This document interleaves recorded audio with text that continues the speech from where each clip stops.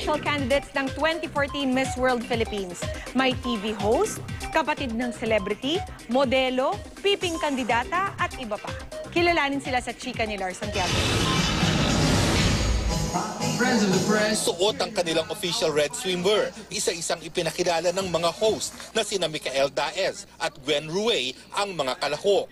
Kasama na rito si Itbulaga co-host Valerie Wyman, ang kapatid ni Geneva Cruz na si Eliza Joanna Cruz at ang deaf na si Christine Balaguer na nagsabi sa pamamagitan ng sign language na gusto niyang ipagmalaki siya ng mga tulad niyang may kapansanan.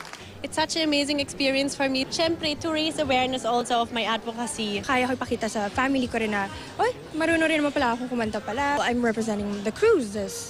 Ayon kay Miss World Philippines organizer Cory Quirino, katulad sa Miss World, magkakaroon na rin ang Philippine Contest ng sports competition. Gusto namin ma-revive, ibalik ang mga traditional Filipino games. Sa Sabado ay pupunta sa Caramoan Island ang mga kandidata dahil doon idadaos ang swimsuit competition.